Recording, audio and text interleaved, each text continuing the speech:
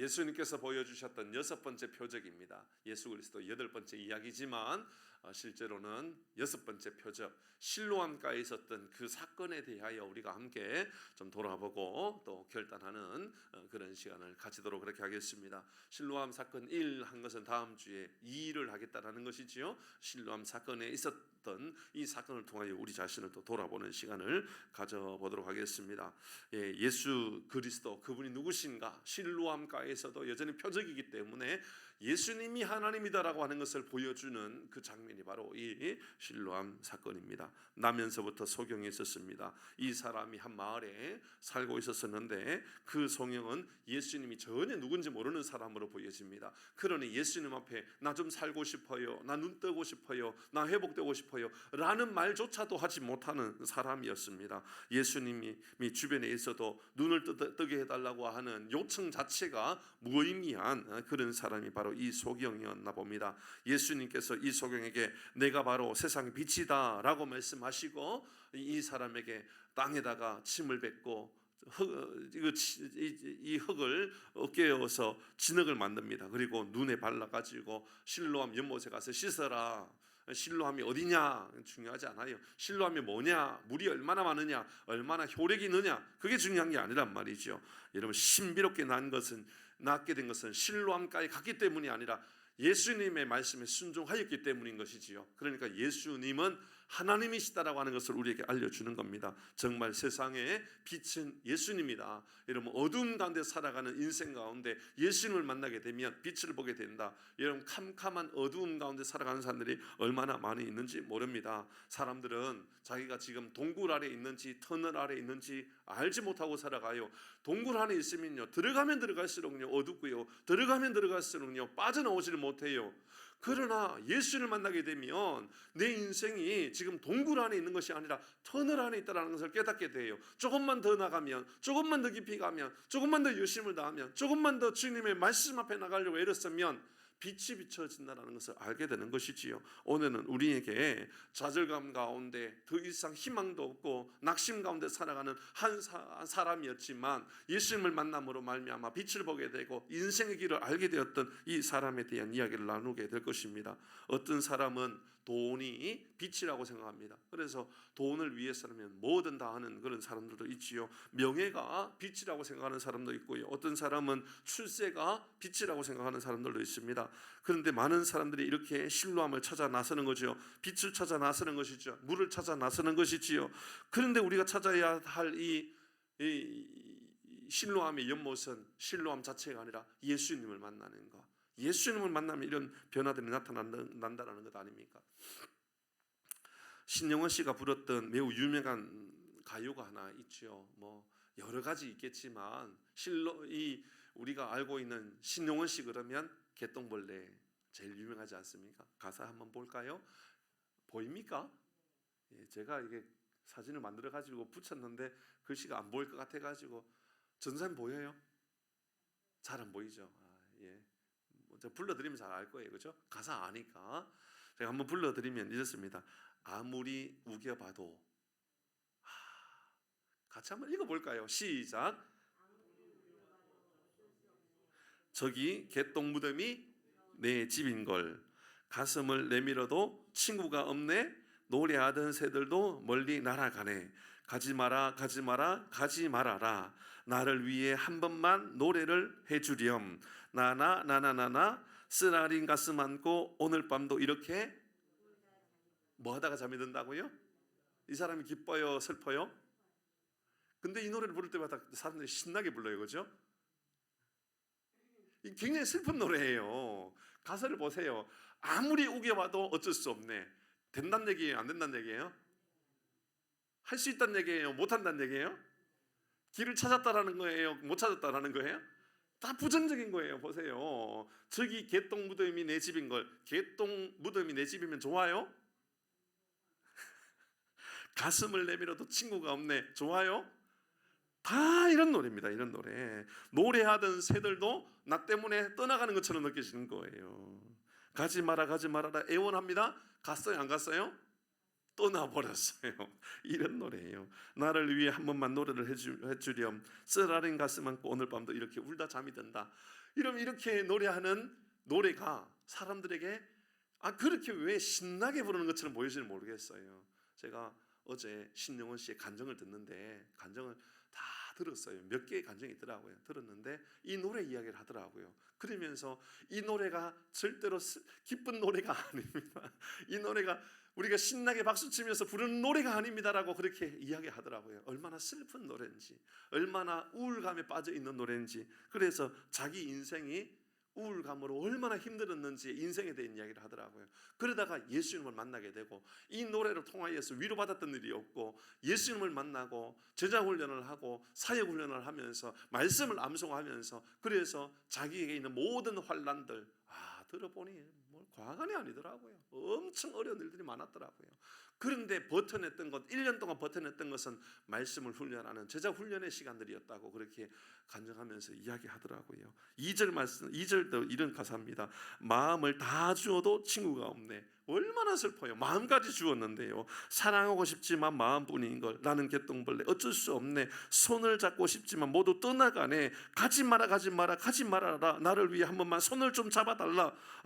외로운 밤 쓰라린 가슴 안고 오늘 밤도 이렇게 울다 잠이 든다. 울다 잠이 든다. 울다 잠이 든다. 여러분 이런 슬픈 노래가 어디 있습니까? 분명 신영원 씨가 부른 이 노래는요 슬픈 노래입니다. 밝은 곡이 아닙니다. 신영원 씨가 건사가 되어서 간증을 하면서 그가 하는 말은 여러분 이 노래는요 건전가요가 아니에요 이렇게 말하더라고요. 우리가 볼 때는 건전가요처럼 보여지는데 자기가 볼 때는 건전가요가 아니라 도리어 우울감에 빠지게 하는 노래가 아닌가.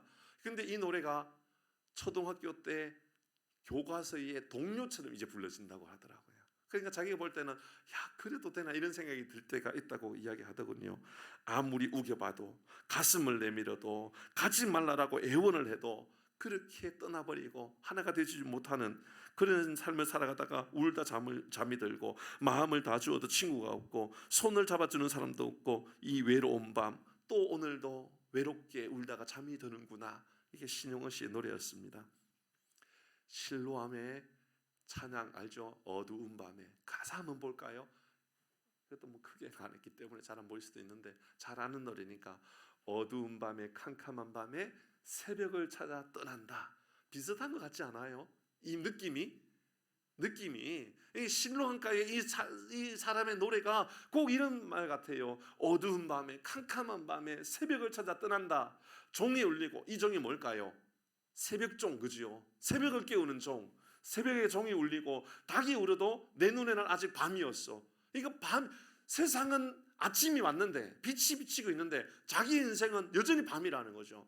이 밤에서 벗어나지 못하는 안타까움이 내 삶에 있다라고 이야기하고 있는 겁니다. 실로암가에 있는 이 한 사람은 태어날 때부터 맹인이었습니다. 아침마다 아침이 오지 않는 거예요. 울면서 잠이 드는 이 신영원 씨의 개똥벌레 노래가 이런 느낌, 이런 마음이 아닌가라는 생각이 들더라는 거죠. 새벽에 종이 울리고 닭이 울어도 아무도 여러분 나를 찾아오는 이가 없는 것처럼 보여지고 나에게 손을 내밀어 주는 사람이 없는 것처럼 보여지고 아침은 내게 오지 않는 것처럼 보여지는 그러다가 예수님께서 나에게 오셔서 내가 예수님을 만나게 되었다. 그래서 내가 모든 것 하나님께 감사하게 되었다. 이 가사가 바로 이런 찬양의 노래 아닙니까? 저절로 아침이 온 것이 아니라 예수님이 내게 찾아오시니까 내 인생에 아침이 오더라. 사랑하는 성도 여러분, 우리의 인생에도 아침이 오게 되는 밝은 아침이 오게 되는 은혜가 우리 가운데 임하기를 주의 이름으로 축복합니다. 아멘, 아멘.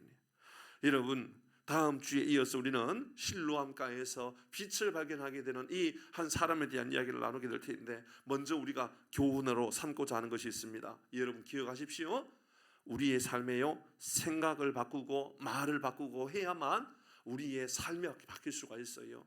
우리의 삶에요 잘 생각해 보면 생각이 여전히 바뀌지 않고 가치관이 바뀌지 않고 말이 바뀌지 않고 그래서 인생이 바뀌지 않는 여전히 어두운 밤에 살고 있고 종이 울어도 아침이 오지 않고 모든 사람들은 내 주변에 떠나 있는 것처럼 보여지는 그런 인생이 있다라는 것이죠. 그럼 무슨 말씀을 통하여 오늘 본문의 말씀을 통하여 우리가 어떻게 알 수 있습니까? 1절 말씀에 보면 잘 보십시오. 1절입니다. 같이 합니다. 시작.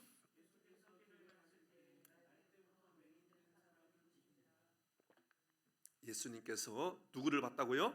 날 때부터 맹인된 사람을 소경을 봤다라고 이야기하고 있습니다.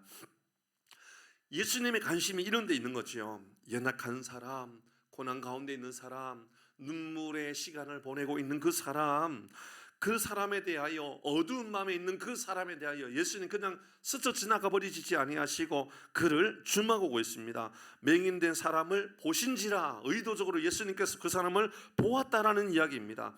그런데 사람들, 특별히 믿는 오늘 이 본문의 말씀을 통하여, 이 말씀을 통하여 우리가 볼 수 있는 이 예수님의 관심은 맹인된 그 사람을 보고 있는데 제자들의 모습은 좀 다르게 보이는가 봅니다. 이게 여러분, 이 제자들이요 하는 말이, 이 맹인이 누구로 말미암아, 어떤 사람의 죄로 말미암아 이 맹인이 된 겁니까? 저 아버지입니까? 아니면 저 자신 때문입니까? 이렇게 묻고 있습니다.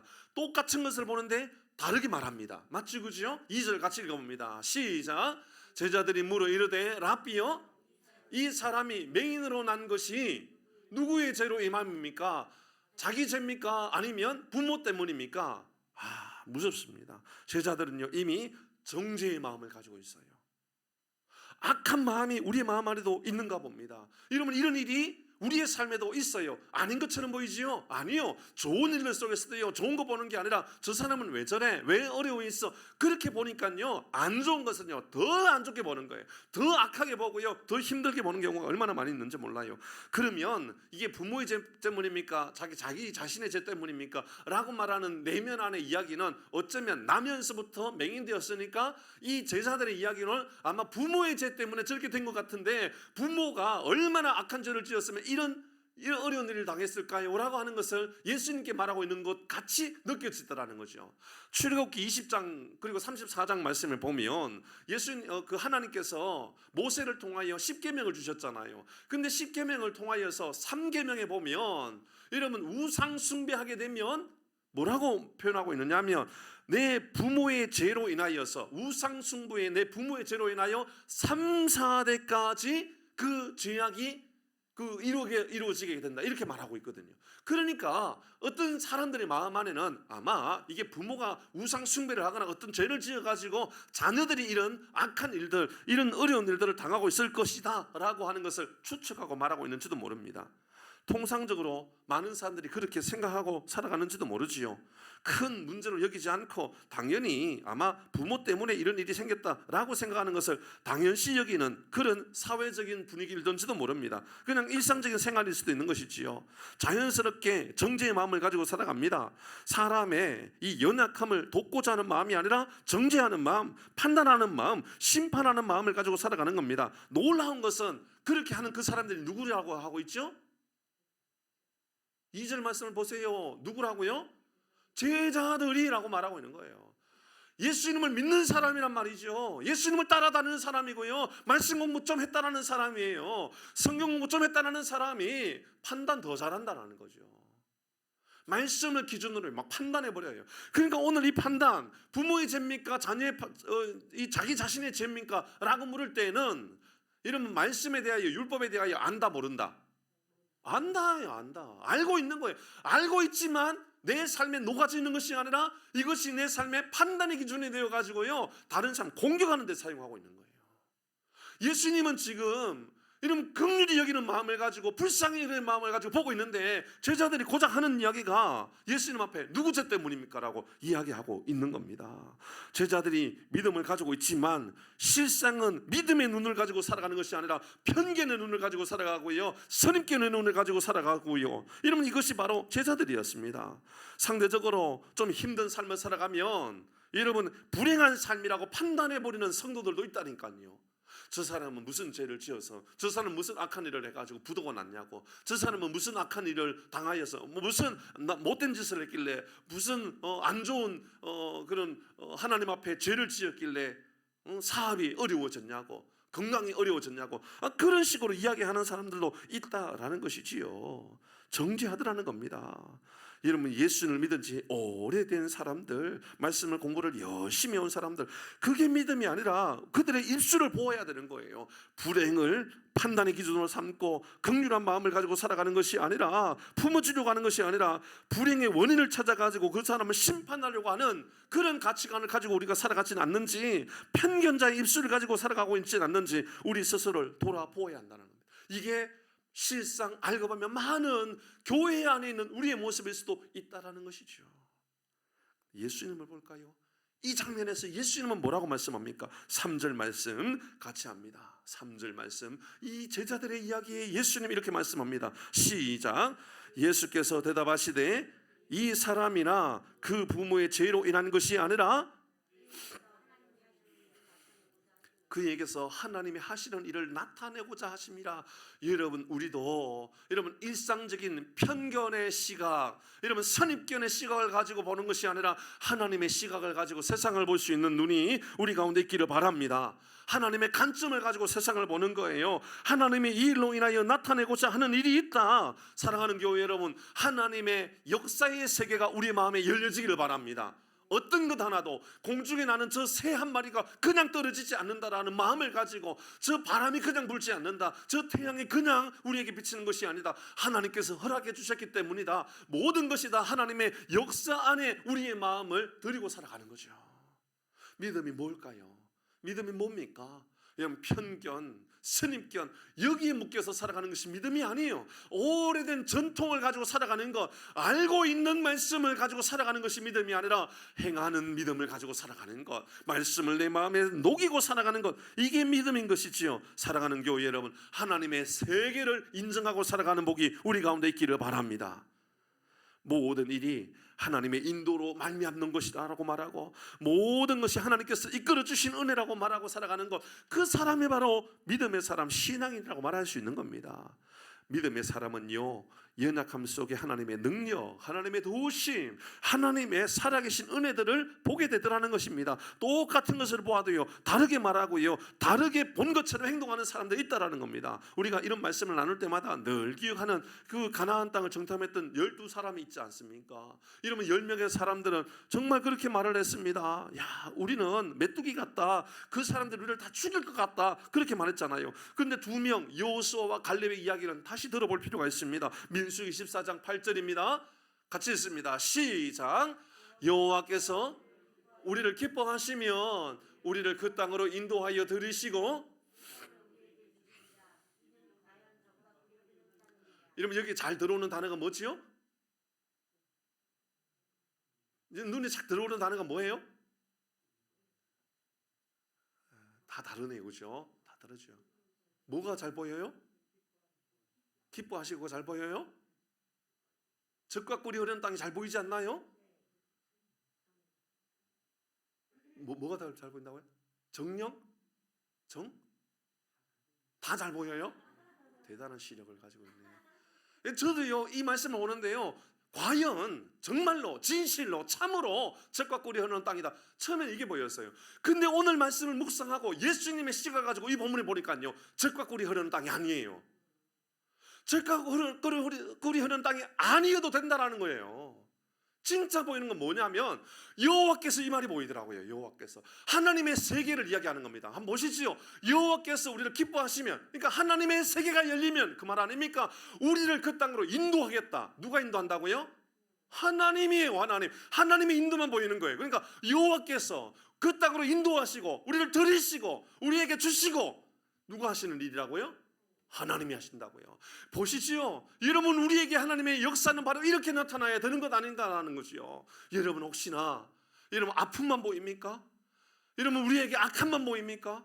상처만 보입니까? 편견만 보입니까? 아니면 여호와의 행하시는 일들, 여호와께서 인도하시고 들이시고 주시고, 이 모든 것이 다 하나님의 세계를 말하는 겁니다. 저는 우리 교회에도 하나님의 세계가 열려지고, 우리 모든 교우들에게도 한 분 한 분에게 하나님이 주시는 하나님의 세계가 열려지는 삶을 살기를 바랍니다.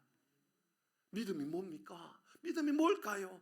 믿음은요, 아무리 생각해 보아도 젖과 꿀이 흐르는 땅이 하나님의 세계가 아니고 하나님이 우리를 인도하시는 땅으로 가는 것. 우리 많이 부르잖아요. 찬송가를 부를 때마다 높은 산이 그친들이 초막이나 궁궐이나, 궁궐도 괜찮지만 초막도 괜찮다면서요. 높은 산도 괜찮다면서요. 내 주 예수 모신 곳이 그 어디냐 하늘나라라고 말했잖아요. 그러니까 하나님의 나라를 우리가 기대하는 것은 하나님의 세계를 인정하는 것 아닙니까? 여러분, 그러니까 오늘 말씀을 통하여 우리가 보아야 할 것은, 제자들은 이전에 편견의 시간을 가지고 보았지요. 선입견의 시간을 가지고 보았습니다. 예수님은 선입견, 편견을 가지고 본 것이 아니라 예수님은 무엇을 보았어요? 여러분, 하나님의 세계를 보는 겁니다. 하나님의 역사를 보는 겁니다. 사랑하는 교회 여러분, 하나님을 볼 때에, 이 대한민국을 볼 때에, 이 열방을 볼 때에 하나님의 세계가 보여지는 놀라운 역사가 나타나기를 주의 이름으로 축복합니다. 여러분, 하나님 우리와 항상 함께 하시는 분입니다. 지금 좀 어렵고 힘들어도요, 상처 가운데 살아갔다 할지라도요, 생각보다 일이 잘 안 된다 할지라도요, 이런 편견의 문제를 보면서 편견을 가지고, 원망을 가지고, 핑계를 가지고 내 인생에 찾아오는 이 모든 것들은, 내가 왜 이런 악함이 생겼을까?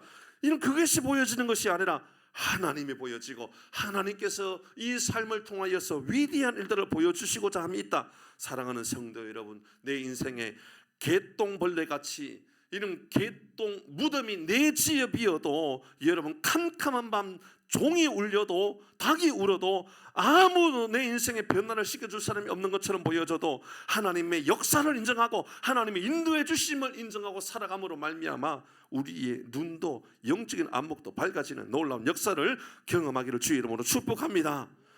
편견으로 살지 마십시오. 선입견으로 살지 마시고요, 주님의 시선으로 영적인 안목을 가지고 살아가는 복이 우리 가운데 임하기를 주의 이름으로 축복합니다. 두 번째는, 이 말씀을 통하여 우리에게 주는 두 번째 교훈은, 우리가 너무너무 다 알고 있는, 그렇게 적용해왔던 그거지요. 순종할 때 기적이 나타나는 겁니다. 순종하면 기적이 나타납니다. 기적은 순종으로 인하여 임하는 것입니다. 6절 7절 같이 말씀 읽습니다. 6절 7절 같이 합니다. 시작. 같이 합니다. 6절 시작. 이 말씀을 하시고 땅에 침을 뱉어 그의 눈에 바르시고, 7절입니다. 이르시되 실로암 못에 가서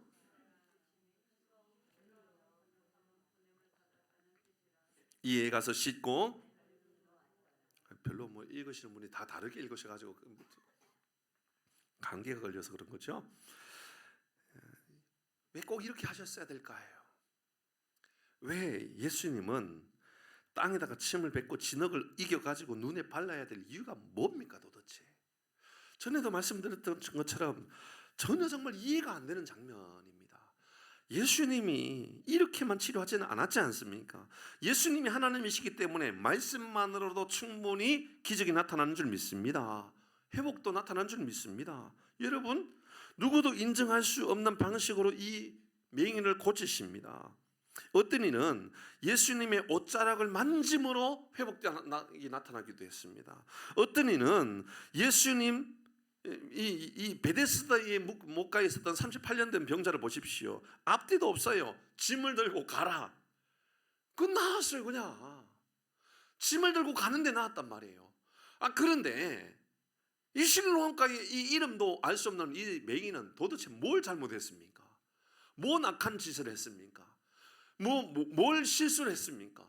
근데 왜 이는 이 사람에게 이게 창피스러운 일들, 흙에다가 침을 뱉고 진흙을 이겨서 눈에 발라가지고 실로암가로 가라, 왜 이렇게 꼭 말씀하셔야 됩니까? 저는 이 말씀을 묵상하는데 이런 생각이 들었어요. 하나님의 은혜는 다 다르구나. 다르게 하나님의 은혜가 임하는구나. 이번 주간에 묵상에 그런 거였어요. 모든 사람에게 주신 은혜는 다 다른 겁니다. 어떤 사람은 물질로 은혜를 받기도 하고, 어떤 사람은 건강으로 은혜를 받지만, 물질도 필요 없고 건강도 필요 없고 그냥 나와 예배드리는 것만으로도 내게 은혜라고 말하는 사람들도 있다는 것이지요. 앞을 보지 못하는 이 소경은 참으로 참혹합니다. 흙에다가 침을 뱉고 진흙을 이겨가지고 눈에 바르고 실로암가에 가서 씻는다. 여러분, 저는 이 말씀을 읽다가 순종이 이렇게 어렵다는 것을 알게 되었어요. 다 하나님이 순종을 하라고 하는 말씀들은 다 다르거든요. 다 다른 순종을 요구한단 말이에요. 그런데요, 순종을 요구하는 그 수준이요, 신앙이 깊고 위대하게 쓰시는 하나님의 사람들은요, 순종이 어려울까요? 쉬울까요? 쉽지만 어려운 순종을 요청하신다고요. 이해되셔요? 진짜 순종이 어려움을 요청한다고요. 진짜 하나님 위대한 일들을 위하여 하나님께서 사용하실 때에는요, 진짜 그 순종이요, 이거 내가 감당할 수 있는 순종인가? 그런 마음이 들게 될 때가 있단 말이죠. 어떤 이들은요, 그냥 아내가, 자녀들이 교회 차 좀 태워달라 그래가지고 그렇게 교회 태워주다가 예수를 만난 사람들도 있고요. 어떤 사람은 교회에서 바자회 한다 그래가지고 바자회 갔다가 예수를 만난 사람이 있고요. 하남교에서 제가 사역할 때 중에 참 기가 막힌 것은 그 교회에 국수가 맛있거든요. 국수 먹다가 예수 만난 사람도 있어요. 국수 먹다가 그래, 국수 먹는 것이 미안해가지고 예배를 좀 드려야 되겠다, 그러다가 예수 믿는 사람들로 실제로 있단 말이죠. 교회에 청소하고 봉사하는 것이 좋아가지고 봉사하다가 예수님을 만난 사람도 있고요. 교회에서 효도관광 간다 그래가지고 효도관광 가다가 예수님을 만난 사람도 있고요. 삼계탕 준다고 해가지고 삼계탕 교회에서 주는 거 그거 한 그릇 먹고 예수님 만난 사람도 있고요. 연탄배들 같이 봉사하다가 예수님 만난 사람이 있습니다. 처음에는 그렇게 발을 내딛다가 결국은 말씀을 순종하고 그렇게 순종하는 삶이 결국은 믿음의 자리로 우리가 설 수 있도록 은혜로 역사하시더라는 것이지요. 여러분, 바자회가 능력이 있는 게 아니지 않습니까? 바자회가 무슨 능력이 있습니까? 연탄 배달의 능력이 있습니까? 아니죠. 여러분, 우리가 뭐 운전해주는, 기사 노릇 해주는 게 뭐 능력이 있습니까? 효도 관광의 능력이 있습니까? 아니죠. 순종하다 보면 은혜가 임하게 되고, 순종하게 되다 보면 말씀이 들어오게 되고, 순종하다 보면 예수님을 만나게 되고, 예수님 우리의 삶에 찾아오시는 분이심을 깨닫게 되는 줄 믿습니다. 실로함이 대단한 능력이 있는 게 아니에요. 진흙이 대단한 능력이 있는 게 아니에요. 도리어 그 진흙 눈에 발랐다가 자칫 잘못하면 감염이 돼가지고, 침이잖아요. 지금 침을 흙에다가 뱉었어요. 진흙을 여겼어요. 눈에 발랐어요. 깨끗할까요? 얼마나 더러워요. 얼마나 세균도 많겠어요. 그 눈에 바르다가 자칫 잘못하면 큰일 날 수도 있습니다. 말도 안 되는 일이 아닙니까? 여러분, 흙이 얼마나 오염됐고 얼마나 안 좋을까요? 그런데 순종하다 보면 안 좋은 것처럼 보여졌는데 기적이 나타나는 장면이 되더라는 것이죠. 오늘 우리는 이전처럼 여전히 전도 작정을 이 종에다가 기록하였습니다. 뭐 이게 무슨 능력이라고 말할 수 있겠지요. 저는 이번에도 여전히 여러분들과 함께 새벽에 이름을 불러가며 기도할 것입니다. 그리고 5월 21일 날 하나님 이들을 초청합니다. 하나님 실로암 가로 그들이 걸어오게 하여 주옵소서. 우리의 기도 제목입니다. 눈에 진흙을 흘렸기 때문에 창피할 것 같아요. 그렇지만 그들이 처음 교회 나오는 것이 그들에게 창피함이 될 수도 있고 용기가 될 수도 있겠지요. 하지만 우리가 순종하고 순종한 우리로 인하여 그들의 순종이 나타날 때에 기적이 그들의 삶에 임함으로 인하여 영적인 놀라운 빛을 보게 되는 은혜가 임하게 되는 줄 믿습니다. 개똥벌레 이야기 하나만 더 하고 말씀을 마치고자 합니다. 저는 이 개똥 믿음이 내 집이다 라고 말했던 이 가사가 참 마음의 한켠에 좀 뭉클하게 들어오더군요. 저기 개똥 무덤이 내 집인걸 이라고 부릅니다. 개똥벌레의 원래 이름은 반딧불이잖아요. 맞죠? 반딧불입니다. 그죠? 반딧불이 원래 이름인데 개똥벌레라고 부릅니다. 왜 개똥벌레로 부를까? 두 가지 설이 있더라고요. 개똥벌레라고 부르는 두 가지 설이 있는데, 하나는 이게 개똥이나 소똥 주변에 많이 날아다녔대요, 옛날에. 그래서 사람들이 저거는 개똥이 집이기 때문에, 소똥이 집이기 때문에 그래서 개똥벌레라 이렇게 부르는 설이 있고, 두 번째는 뭐 지금은 법적으로 그렇게 하면 큰일 나니까 그렇게 못하지만 옛날에는 동네에 나가보면요 개똥이 그렇게 많았어요. 맞죠? 요즘은 반딧불 보기가 어렵지만 옛날에는 개똥 보듯이 반딧불이 그렇게 많았다라는 거예요. 그래서 개똥만큼 많은 게 뭐 개똥벌레였다 이렇게 말을 하는데, 우리가 노래를 불러보면 이게 후자보다 앞쪽에 좀 가깝지 않을까 그런 생각이 들어요. 뭐냐 하면 개똥 무덤이 내 집인걸. 초라하죠. 내 집을 소개할 수도 없고 내 집이 드러날 수도 없고 내 집이 항상 근심거린 것처럼 보여지고 이런 그런 인생이 있다라는 것이지요. 많은 사람들이 이렇게 개똥 무덤이 내 집인 것처럼 초라하고 사람들이 내 목소리에 전혀 귀 기울여주지 않는 인생들도 있을 것입니다. 그런데 그 사람을 향하여서 편견에 빠져서 선견에 빠져서 위대한 기적이 임하는 삶을 놓치게 되는 일이 없도록 여러분, 사랑하는 교회 여러분, 우리가 그들을 신뢰함가로 인도할 수 있는 그런 순종 용기가 우리 가운데 있으면 좋겠습니다. 11절 말씀을 읽도록 합니다. 11절 말씀 같이 읽습니다. 시작. 대답하여 예수라 하는 그 사람이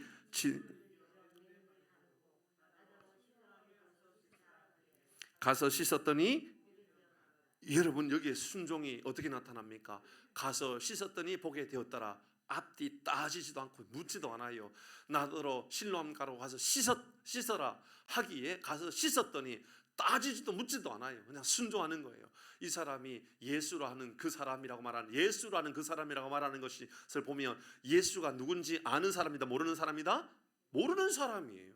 하지만 말씀에 순종하였더니 예수님이 하나님이시기에 순종하면 기적이 나타나는 것이지요.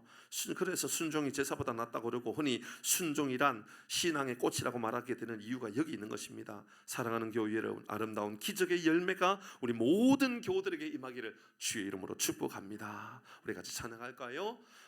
하나님의 사랑을 사모하는 자, 우리 같이 찬양하십시다.